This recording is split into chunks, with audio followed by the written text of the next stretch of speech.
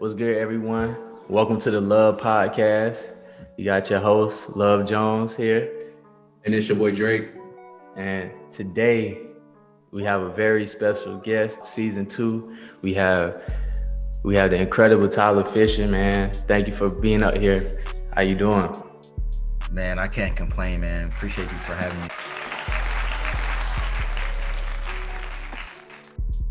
on here. Of course. So we're just gonna get straight into it. So I'm gonna have you introduce yourself for the people at home who may not know about you. I am Tyler Fisher. I'm a senior at North Carolina Central University. It's in Durham. I'm an author of 3 books. My first book, Cardiac Kernels, is about finding your self-worth. And I have a children's book, Fried Chicken and Yams, about finding gratefulness and gratitude. And my last book is an affirmation book to help you achieve your goals. I am a mass comm major, but I do want to major, go into film for school and go into acting. So that's one of my future goals that I want to pursue. Man, that's amazing, man. Because Right.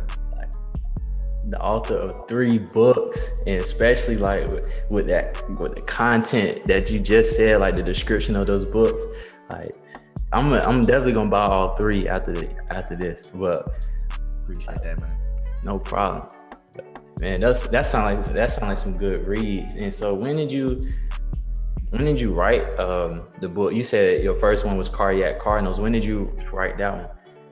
Oh, I wrote that one starting in like 2016. So I didn't even know it was gonna be a book. I was just journaling, like unconsciously, and just I had so much notes compiled together. I was like, let me make a book.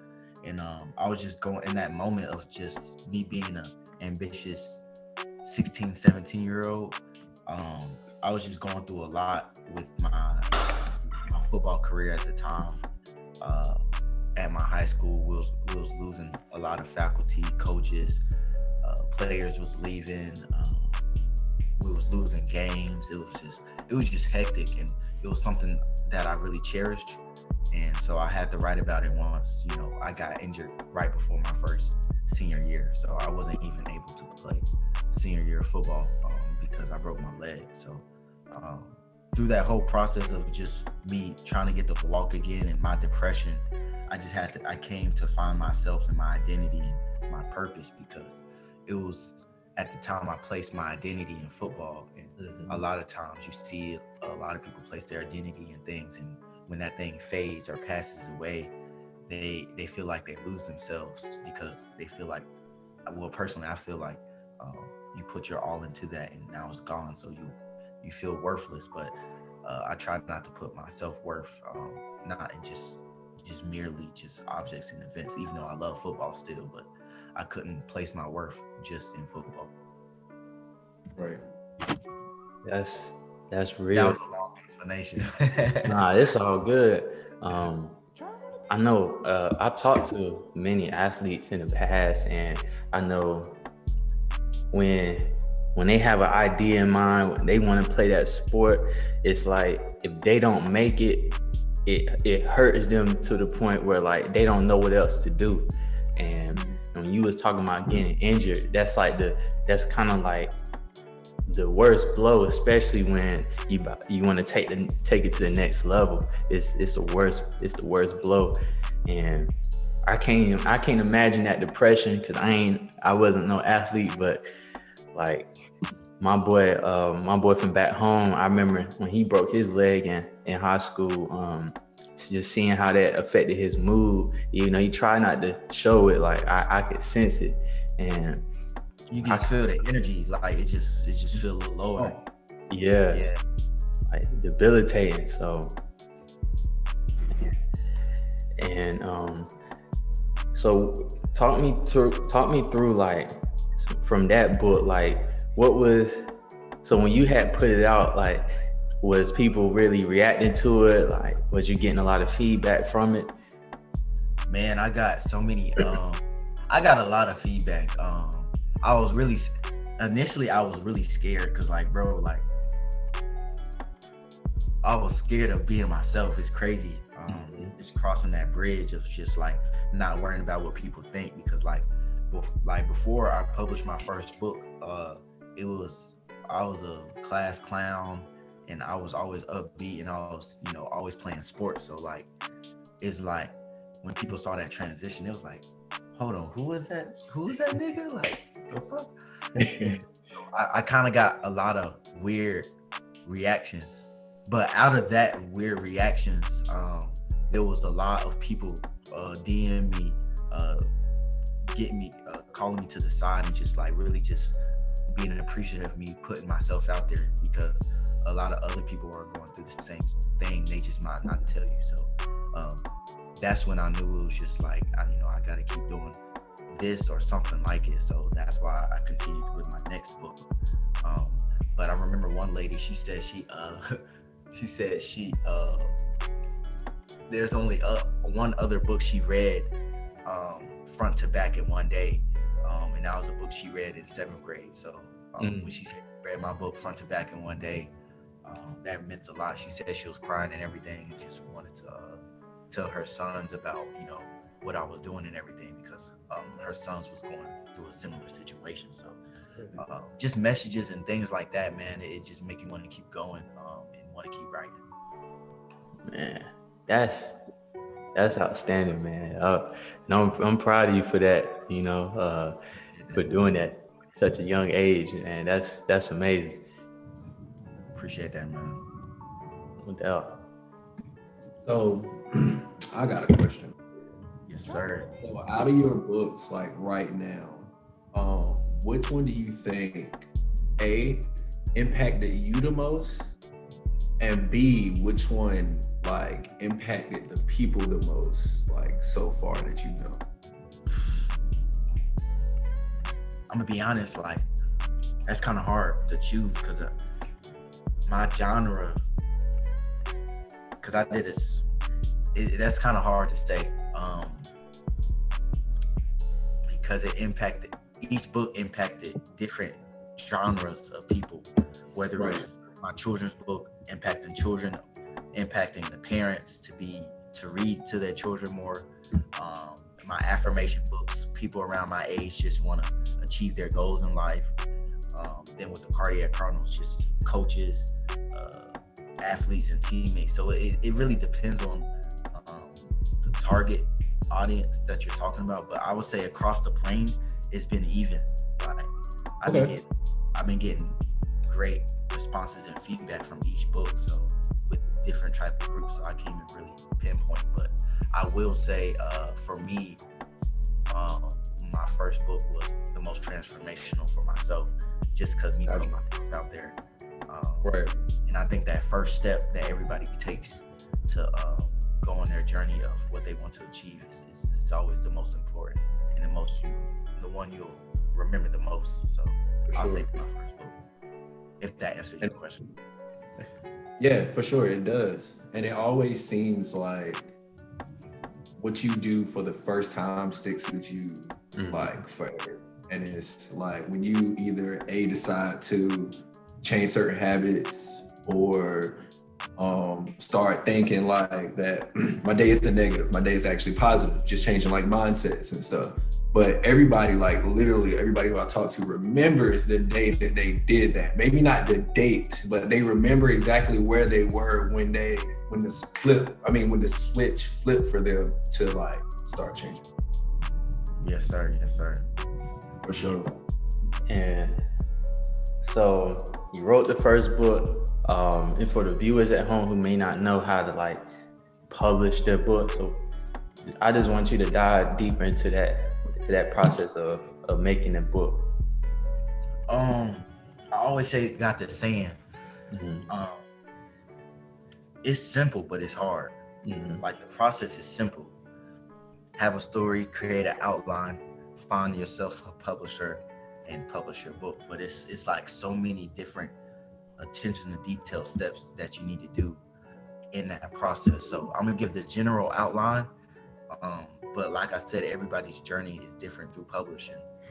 So with me, when I'm publishing a book, I always create an outline of what I want and what direction I want to go with the book. I feel like direction is important. Even if it changes, you at least started off with a good direction that you wanted to go in the book.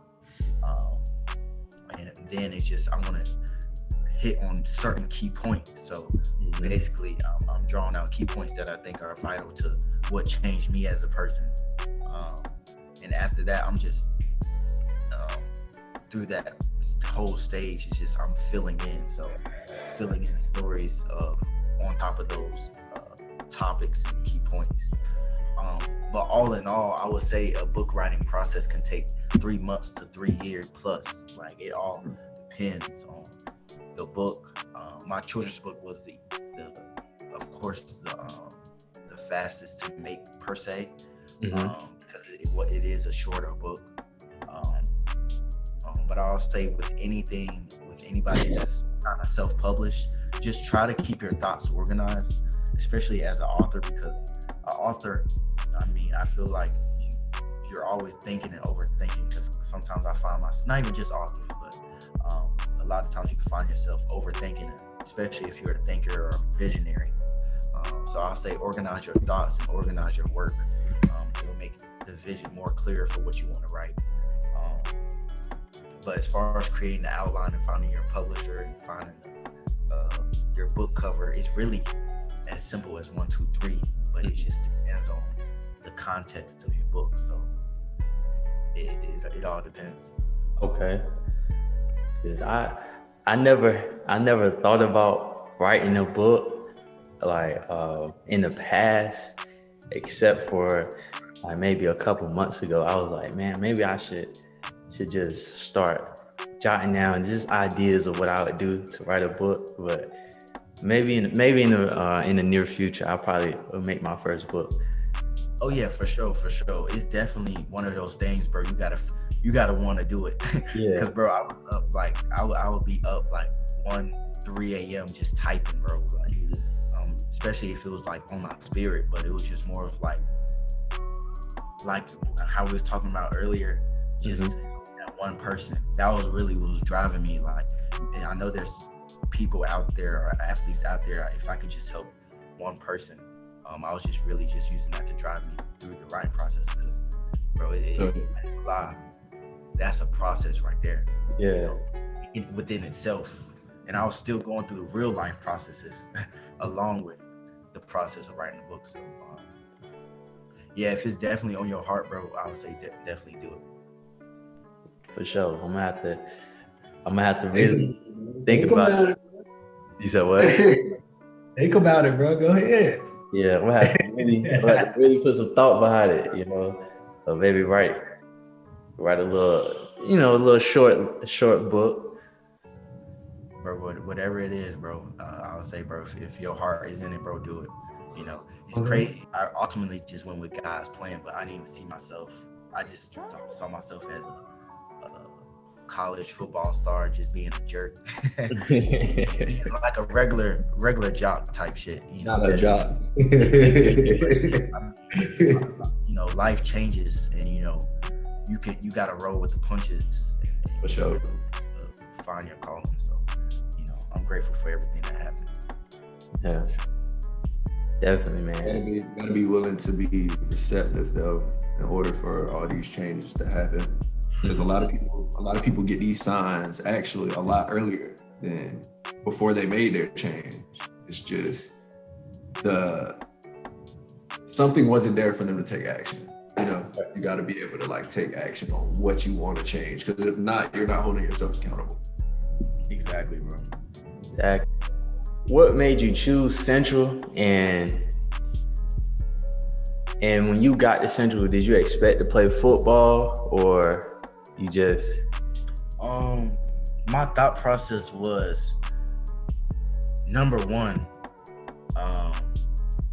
whatever decision I make, I'm gonna make the best of it. So if I went to AT, if I went to Winston, it didn't matter what school, it don't matter where I'm at, I'm gonna still be me and do what I gotta do. So if the opportunity arises, for me, it was just Central was a cool place. My sister already went here, already had a couple connections here. If I did take the football route, at the time they just had a 3-peat, so I was like, you know, they have a good football program. at the time. We had 3 chips. Yeah. I think we entered around the same time because when I came in fall 2017. Yeah. So they just went back to back to back. I was like, that's crazy. That's crazy, bro. Yeah. So that was all through my thought process and just with the schools that accepted me, because I wasn't the best student. Let's just put it like that. So, not saying my grades. I think I graduated with 3.2, which is That's okay. good. Yeah, which is okay. But coming from the high school I went to, which is everybody set the bar a little higher. So, sometimes that's what you gotta do, really, to make it through. You gotta find a way. You have to have a level of finesse to be anything. In life. That's what people don't understand. Like, hard work will get you places. Don't get it twisted. Hard work will get you there, but without like confidence, finesse, and just knowing how to like talk to people in certain situations, you can get a lot further, which is those assets. That's that smarter work. It's working smarter. Smarter. For sure. So, you have Cardiac Cardinals, you wrote that high school. Did you write Fried Chicken and Yams in high school as well, or you wrote that in Central? I wrote that at Central. I started it in the spring and then finished it in the summer. Then I released it in the fall. Oh, okay. I think the biggest part of that was I didn't know animation cost that much. I had like a 2-minute animation trailer of my children's book. That took about 6 months. Wow. Yeah, that took longer than the actual me writing the book.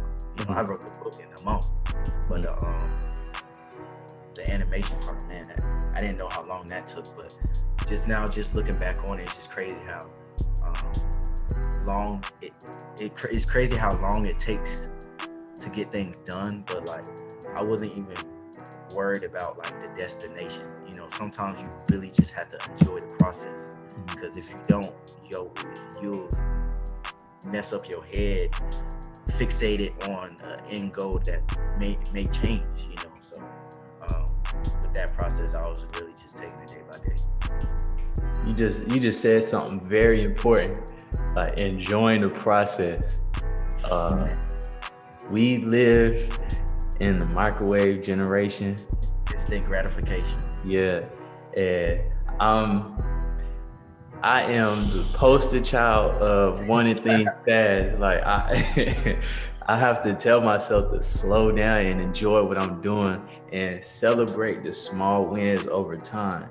Like, I cannot stress that enough to people my age and even younger. Like, please, if you want to celebrate the end goal, you want it to happen, of course, but you have to celebrate the milestones along the way and know that things come in a process. Like, you just as quick as it comes, that's just as quick as it can leave. So definitely stay the course. I'm glad you said that. Yes, sir. And it's a lot of things. We could probably have a whole podcast just on the process. Yeah, definitely. It's because we in it right now. I know you have goals you want to achieve. I know Mr. Drake has goals he want to achieve. So we all just in the process, and I feel like being in the present moment and making the best of it just makes the path more clear. Definitely. Since you are an author, what are 3 books you would recommend to the audience and why? Well, shoot, I actually got them with me. First is, of course, Think and Grow Rich. That's the blueprint. That's the blueprint. Yeah, that's definitely the blueprint. That's the foundation for sure. But man, this is a good one. Okay. Man, by David Dita. Man, sometimes I just wish I can just like transfer knowledge with a click of a button to people that need it. Cause like, bro, that book is so good. I can't even explain it, but like, I don't know if y'all heard of David Dita, but that's a great book. It was recommended by Nipsey Hussle. I don't know if y'all know Nipsey Hussle.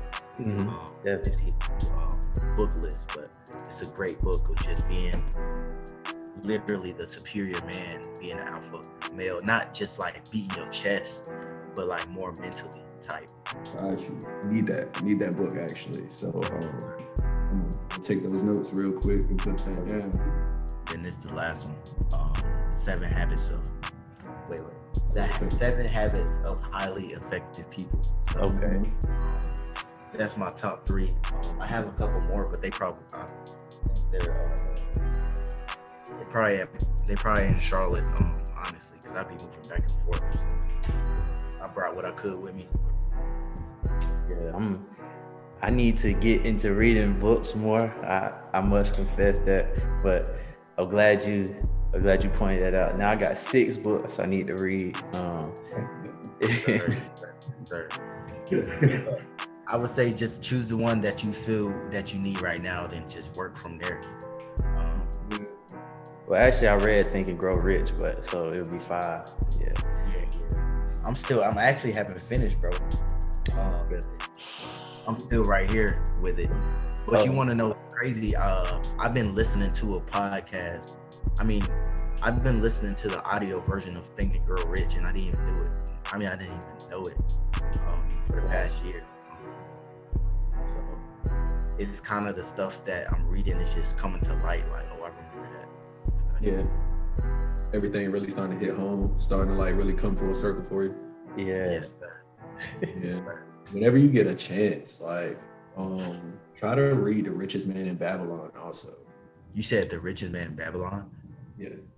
All right, but let me put that in my notes.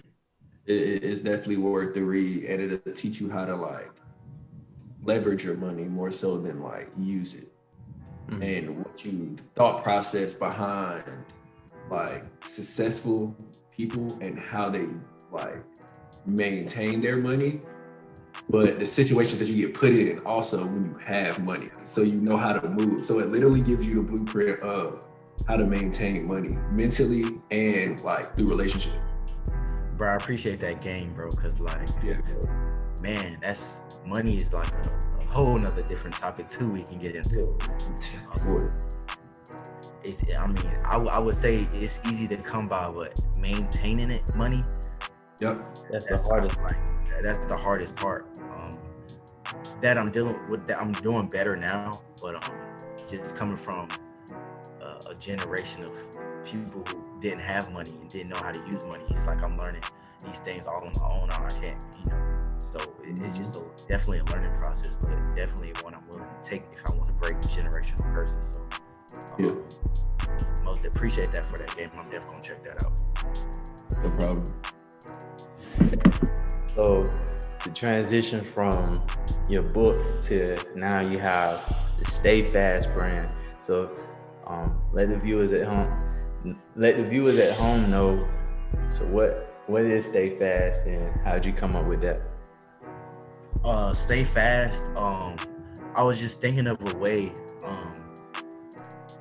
to keep me grounded and to keep me I needed my own blueprint. So I was like, let me just create an affirmation and a mission statement, which is stay fast for staying focused on your vision, ambitious on your journey, solid through your trials, and staying true to yourself and your craft. So I feel like those 4 things are something that like, if I stick with that and be persistent in it, that I could really just achieve anything. So I really created it for me, but it was for other people as well, if that makes sense. And it's funny that we're talking about this because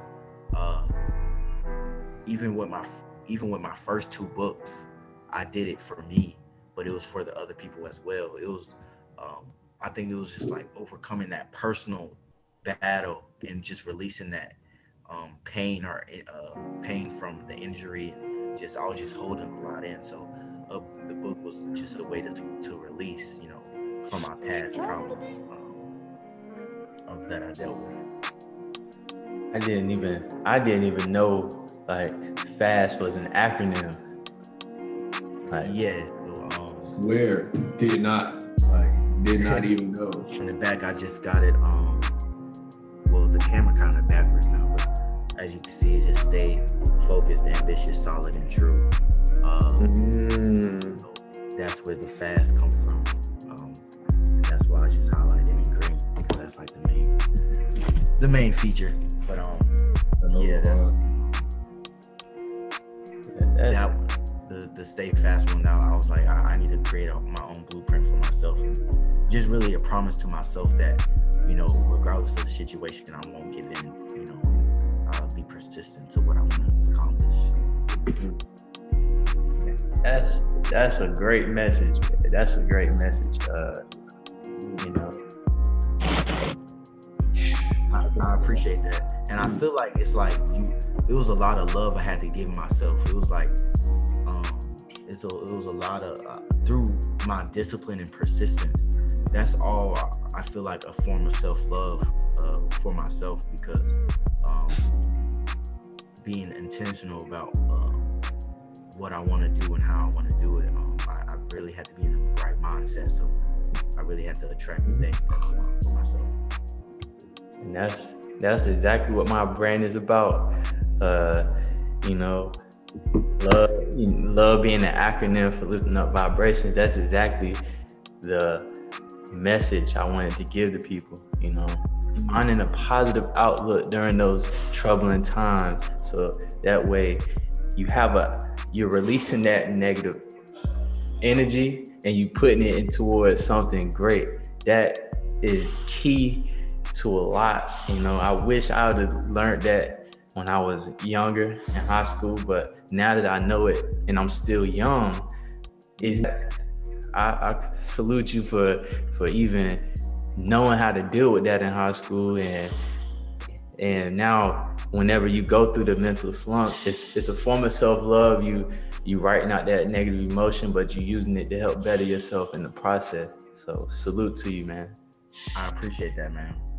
No problem. And what advice would you give someone trying to pursue the same things you're trying to pursue? Everything I'm gonna say is gonna sound cliche, but it's like I would say you really just have to really trust in your own journey. It's hard to really stay focused when you have social media and you looking at everybody else's journey and success. I would say work in increments and really be in the present moment, but really just stay in your lane and be fixated on your journey and how you can better yourself and help yourself grow as a person through the process. So the best advice I could give is really just trust in your own journey, stay in your lane, and be persistent. I think with good habits and good intentions with your journey, it will, like you said, return full circle. Not when you expect it, but when you need it to. So. Not when you expect it, but when it's needed to. Yeah. Absolutely. Because like we said earlier, we want it now, but now may not be the best time, you know? Right. God's timing, universe timing is always perfect. Because if I would have got it back then, I would have blew it. Because you didn't have that. It's like you gotta reach that understanding. Then it's like then you get the blessing, or then you get the next get to the next stage of just getting to that understanding. Because honestly, like, I mean, if I was just to get $1 million tomorrow, you know, I would enjoy it, of course. But I think when you really work for it, you understand the value of it. Right. When you build that foundation, and you watching it build up, and to see the layout of everything, seeing your visions coming to fruition, and now you're getting the bread on top of that. It's an incredible feeling. I can't even feel that. I can't even imagine how that feels. Right. But I think when you get to that point, you would definitely appreciate it more as you work for it. It's not no flyby or one night stand. Not one night stand, but like it's not no just like one time thing. It's like you actually build your success and your legacy. So yeah, definitely. And so what are some of the best resources that you had like along the way? Like what are some things that have helped you through? I'll say prayer and just talking to God. But honestly, resources, bro, like really this, bro, like it's so much information on your phones and computers. So it was just, I feel like if you seek, whatever you seek is what you will get. You know, if I'm seeking women and I'm seeking to look for two men all the time, you know, that's what I'm gonna get, and I'm eventually, that's just how it's gonna play out. But if I seek knowledge and I seek my purpose, you know, I feel like that it will align you better with what you want to do. So really, I would say my phone, because it's nobody in my family, my immediate family, that's trying to do what I do, except for my grandmother. She's out in California, downtown Los Angeles. My uncle is too, so they do a lot of writing there. But other than that, I'll say resources, using the internet and using what you have. Yeah, this phone, you can either use it for good, you can use it for distractions, or you can use it for bad. Like, yeah, bro, it's literally, it's like you getting the power, but you gotta have the responsibility with it. So it's so much you can so much shenanigans you can get into, so much bullshit you can get into. But it's so much good stuff you can get into too. yeah, It's whatever, you know, attracts, whatever you seek. So I'll definitely say my phone. I wish I had a mentor, but I mean, things don't work out like that. But it's funny I say that because there's a lot of people that have been mentors to me that didn't even know they was being a mentor to me. From just like this, a podcast, bro, a great podcast on YouTube, just changing the way I think, or just picking up a conversation from somebody else, bro. Like, you know, just sharing that knowledge. People, I think we all can be mentors to each other. I never heard nobody say that, and like people around you could be mentors to you and they don't even know it.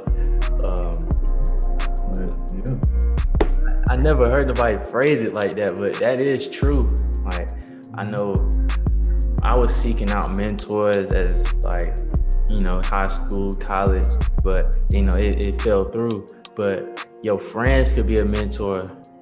You know, somebody who may be a couple years older to you, like, could be a mentor. Your peers. I feel like it's the things you overlook that's really valuable. So, but that's just with all being in the present moment, just realizing that. Yeah, definitely. Like I said, because Drake has been a mentor to me. You know, everybody I done had on my podcast so far has been a mentor to me. Has helped me along the way. So, and I'm grateful for every single person that's came, you know, got on me when I was doing bad. You know, that's important. That's keeping it real. Yeah. Yeah. Because a lot of people don't. And like, they'll say they're your friends, but if you can't pinpoint something I'm doing wrong, are you really even paying attention? And if you're not paying attention, then I shouldn't even be like wasting the energy to like reciprocate what I thought I was getting. Right. And do you wish that you would have known something different starting out, or you'd have played the same way? I mean, it didn't happen like that, so I can't even wish for different circumstances. You know, I'm just a super grateful person, bro. I'm grateful to have a roof over, just coming from being homeless, bro, and just coming from just, bro, the struggles that I went through. Like, I'm pretty sure people had worse struggles than me, but like, it was just more of just like me being grateful for what I have. So like, I wouldn't trade it for anything else, honestly. I can't even wish for other things. For real. Same here. Like, you gotta be, and that lives up to what you said when you gotta like just live in the moment. You know, you got to appreciate the things while they're sitting in front of you. Because I feel like if I wishing for something else or wishing for another life or wishing things in my past that could have been different, I feel like that I don't even appreciate the path that I'm on right now. I feel like that would discredit everything that I'm on right now. So, yeah, of course, I wish I would have had a million offers and wouldn't have got injured. And of course, I wish that, but it's just I'm grateful on the path I'm on. I can't discredit what I've done. Yeah. But it don't necessarily mean the best for you either that didn't happen, because it happened and made you who you are now, and it like shaped the decisions that you made down the road. So really, this is the best case scenario. It's just some bad things that happen to you in your best case scenario. So you can't even look at it as your best case scenario. Yeah, you explained it perfectly. I think it's more of like, it's this word I learned earlier this year. It's called alchemism. Just making something that's good out of a bad situation, being that transmuter, that transforming the negative situation into a positive. A lot of times, I feel like personally, me in the past didn't deal with certain pain and reactions too well. You know, I reacted in a bad manner. So just learning how to react to certain things and be able to allow the transformation of the energy from a negative situation to a positive. I feel like that's important to know and learn. Definitely. Because I always say, like, I don't take a loss, it's just a lesson, you know? Any setbacks is just a lesson. And if I take time to think about it and gather my thoughts, all right, I always ask myself, how can I learn from it? You know, what can I do the next time this problem arises? I know how to handle myself.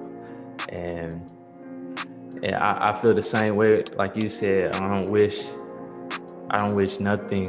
Like, I don't wish to change anything, because of course we all be like, if I had the mindset and knowledge that I did back then, of course things would have been different. But that's why it took that time to learn it. You know, you had to go through it, because I know, for example, for your shoes, if you would have made it to the next level and got hurt and you didn't have no other avenue, like, it probably would have, you know, who knows what would have happened. Really would have been in bad shape then. Like, ain't no telling what would have happened. Like, that would have went crazy. Like, you know, you just never know. But our old heads saying, man, I be like them old heads that be on the corner, man, back in the day, man, I wish I would have did this. I wish I would have done that. And it's just like, we never want to be one of them. No. It hurts now for me to think of some stuff that I didn't do back in the day that I should have. Like, bro, I can only imagine getting to your 40s or 50s at your wit's end, bro, and you're like, oh man, I ain't even gonna talk to Cheryl down the road, bro. That could have been my wife. Man. And then you gotta live with that forever. Yeah.